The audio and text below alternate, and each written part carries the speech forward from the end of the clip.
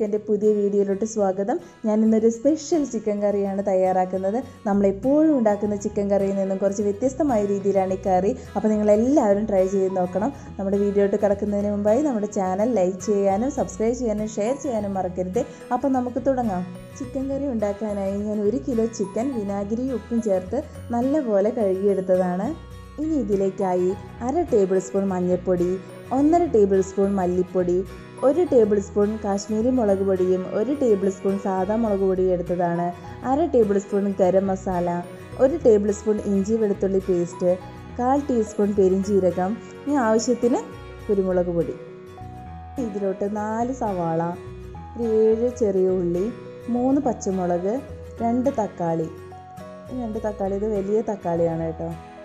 ഇതിലേക്ക് ചതച്ചെടുക്കാനായിട്ട് കുറച്ച് പുതിനയില, കുറച്ച് മല്ലിയില, ആവശ്യത്തിന് കറിവേപ്പില. ഇനി നമുക്കിതിലേക്ക് വേണ്ടത് നല്ല വെളിച്ചെണ്ണയും ആവശ്യത്തിന് ഉപ്പും. അടുത്തതായി പുതിനയിലയും മല്ലിയിലയും പെരിഞ്ജീരകവും കൂടി ഒരു ജാറിലിട്ട് ഒന്ന് അടിച്ചെടുക്കാം. ഇത് നല്ലപോലെ അരയൊന്നും വേണ്ട, ഒന്ന് ചതച്ചെടുത്താൽ മതി. അപ്പോൾ നമുക്കത് അടിച്ചെടുത്ത് മാറ്റി വയ്ക്കാം. ഇനി ഇതിലോട്ട് വേണ്ട തക്കാളിയും ചെറിയ ഉള്ളിയും സവാളയും പച്ചമുളകും ഞാൻ അരിഞ്ഞെടുത്തിട്ടുണ്ട്. ഞാനൊരു മീഡിയം സൈസ് ഉരുളിയാണ് എടുത്തിരിക്കുന്നത്. അത് നല്ലപോലെ ചൂടായതിന് ശേഷം നമുക്ക് വെളിച്ചെണ്ണ ഒഴിച്ചു കൊടുക്കാം. ഇപ്പോൾ വെളിച്ചെണ്ണയൊക്കെ ചൂടായിട്ടുണ്ട്. നമുക്ക് കറിവേപ്പില ഇട്ട് കൊടുക്കണം. ഇനി നമുക്ക് ഇഞ്ചി വെളുത്തുള്ളി പേസ്റ്റ് ഇട്ട് കൊടുക്കണം. അതൊന്ന് മിക്സ് ചെയ്തിട്ട് അടുത്തതായി നമുക്ക് ചതച്ച് വെച്ച മല്ലിയിലയും പുതിനയിലയും പെരിഞ്ജീരകവും ഇട്ടിട്ട് ഒന്ന് ഇളക്കി കൊടുക്കാം. ഈ സമയത്തൊക്കെ നമ്മൾ ലോ ഫ്ലെയിമിലാക്കാൻ മറക്കരുത്. ഇതിപ്പോൾ നല്ലപോലെ കുക്കായി വന്നിട്ടുണ്ട്. ഇനി നമുക്ക് ഇതിലോട്ട് സവാള ഇട്ട് കൊടുക്കണം. സവാളയിലോട്ട് ഇനി ആവശ്യത്തിന് ഉപ്പ് ഇട്ട് കൊടുക്കാം. ഇനി അതും കൂടി ഒന്ന് നന്നായിട്ടൊന്ന് മിക്സ് ചെയ്തിട്ട് ഒന്ന് ഇളക്കി കൊടുത്തുകൊണ്ടിരിക്കണം. നമുക്കിതിലോട്ട് സവാളയൊക്കെ നന്നപോലെ വാടി വന്നാൽ മതി. അതൊന്ന് ബ്രൗൺ കളറാവൊന്നും വേണ്ട. ഇനി നമുക്ക് അരിഞ്ഞു വെച്ച തക്കാളി ഇട്ട് കൊടുക്കാം. ഇനി അതും കൂടി ഒന്ന് മിക്സ് ചെയ്തെടുക്കണം. ഇനി ഒരു 10 മിനിറ്റ് നമുക്കൊന്ന് അടച്ചു വയ്ക്കാം. തക്കാളി അപ്പോഴേക്കും നല്ല കുക്കായി വന്നിട്ടുണ്ടാവും. ഇപ്പോൾ ഇതാ 10 മിനിറ്റ് കഴിഞ്ഞിട്ടുണ്ട്. നമ്മുടെ തക്കാളിയൊക്കെ നല്ലപോലെ കുക്കായിട്ടുണ്ട്. ഇനി നമുക്ക് ലോ ഫ്ലെയിമിലാക്കിയതിന് ശേഷം പൊടികളൊക്കെ ചേർത്ത് കൊടുക്കാം.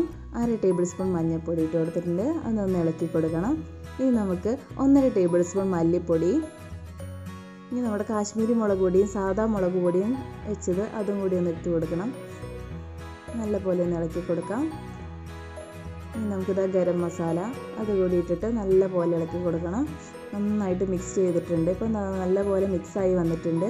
ഇനി നമുക്കിതിലോട്ട് ഒരു 1/2 ഗ്ലാസ് വെള്ളം, നല്ല ചൂട് വെള്ളം തന്നെ ഒഴിച്ചു കൊടുക്കണം കേട്ടോ. അപ്പോൾ ചൂട് വെള്ളം ഒഴിച്ചിട്ട് നല്ലപോലെ മിക്സ് ചെയ്തിട്ട് അതൊന്ന് നല്ലപോലെ കുക്കായി വരുന്നവരെ നമുക്കൊന്ന് വെയിറ്റ് ചെയ്യാം.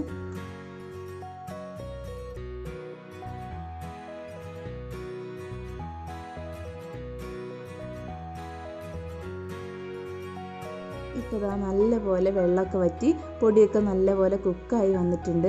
ഇനി നമുക്ക് ചിക്കൻ ഇട്ട് കൊടുക്കണം. ഈ ചിക്കൻ ഇട്ട് കൊടുത്തിട്ട് ഒന്ന് മിക്സ് ചെയ്യാം. ഇപ്പോൾ നമ്മുടെ ചിക്കനൊക്കെ മിക്സായി വന്നിട്ടുണ്ട്. ഇനി നമുക്കിത് ഒരു 10 മിനിറ്റ് നേരം ഒന്ന് അടച്ചു വയ്ക്കാം. അപ്പോൾ നമ്മുടെ ചിക്കനിൽ നിന്നൊക്കെ വെള്ളമൊക്കെ ഒന്ന് ഇറങ്ങി വരും.